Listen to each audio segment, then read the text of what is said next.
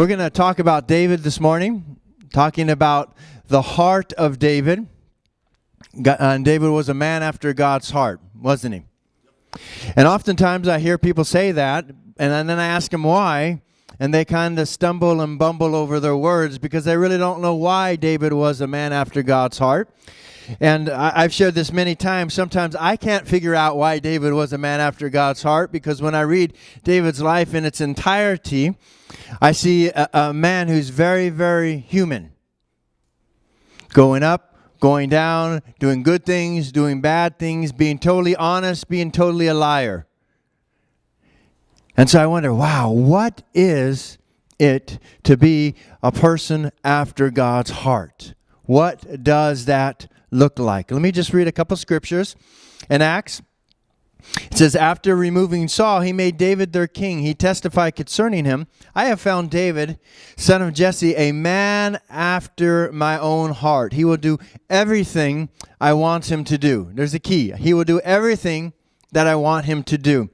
Then in the original, in 1 Samuel, where we'll spend a lot of time this morning, it says, you acted foolishly, Samuel said. You have not kept the command of the Lord. Samuel's talking to Saul right now, the first king of Israel. You have not kept the command the Lord your God gave you. If you had, he would have established your kingdom over Israel for all time. But now your kingdom will not endure. The Lord has sought out a man after his own heart and appointed him leader of his people, because you have not kept what?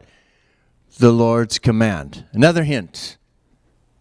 So let me just pause for a moment, and I want you to ask this question, and some of you who are a little bit more courageous and bold to shout something out, please feel free to. Others who aren't, think in your mind. Okay? What does it mean to have a good heart? Have you thought about that? What does it mean to have a good heart? Love your neighbor. Love your neighbor. That's a good one. Humility. Others, shout it out. Love your God. Those are really good Christian answers. Excuse me? Kind. Yeah. Kindness. Honest. Others? Correctable. I thought I said corruptible. I was like, wow. Now that's an interesting one. Correctable. Okay, go on. Excuse me? Easily broken. Okay. Well, we've got some really, really great Christian answers. That's awesome Christian. You know, when I was growing up and I didn't know God, I heard people throw this, oh, he's got a good heart. And I'm thinking to myself as a little kid, yeah, but he gets high. He's a womanizer. He's a foul-mouthed cusser. He's only thinking about himself. Wow, but he's got a good heart.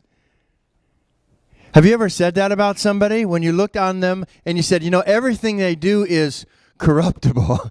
Everything they do is mean. Everything they do is wild. Everything they do is crazy, but they've got a good heart. If you're a parent, you always say that about your son or daughter, don't you? Oh, they got a good heart.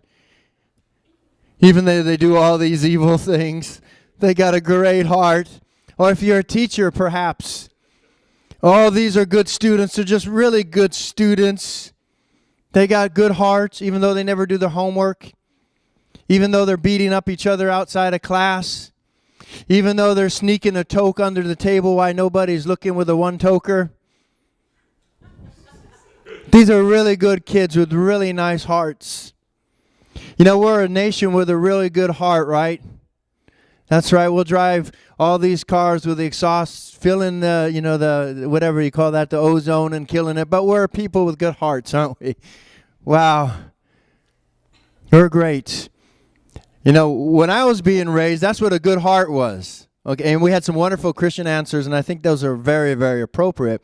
But I want to, you know, kind of take us a little deeper here on what we really think in our day-to-day life. Oftentimes we don't go, oh, that guy's so kind, he's got a good heart. You say, oh, that guy's so mean, but I'm sure there's a good heart somewhere in there. Right? And sometimes we can say the same thing about ourselves, can't we? We're all people with good hearts here, aren't we? But sometimes we walk around with certain things that perhaps don't seem so good. So I bet you're asking yourself, okay, Joseph, move on. Quit hammering me in. I get it. But I think if we're to understand why David had a heart after God, we really need to understand our hearts ourselves. We really need to look into our hearts and not pretend that there's nothing there. You understand what I'm saying? Not pretend that we're always good, not pretend that we're always nice, but really look in and see our motivations. Now, I don't know your motivations, do I? You don't know my motivations, but God knows our motivations. And I think where God found David, a man after his own heart, it was somewhere in that realm of motivation, somewhere in that realm of heart attitude. Because as I'm going to point out today, I'm going to show you when David was at his height and what he did by going astray, which brought him to his lows. Because that's who God thought of when he said, this is a man after my own heart. You with me? So there's a lot of scripture I'm going to read, but I'm going to give you the example of David. You know, scenario 1, scene 1, whatever you want to call it, where he's falling. And then scene 2, where he's caught. And then I'm going to teach you on some of the principles that I see in the midst of him being caught, right? We all know what it is to fall, right? To go astray. And we all hope not to get caught, don't we? We do those little things. Oh, I hope nobody saw that. Woo! Boy, I had a blunder there. I hope nobody saw that one. Right? Oh, wrong. Sorry. So David fell with Bathsheba. Okay, some of you who don't know the story, David was the king of Israel. He finally got in, right? Now he's living on the high hog. Everything's going great. And then he decides to send his men out to war. And he's chilling, walking around the roof.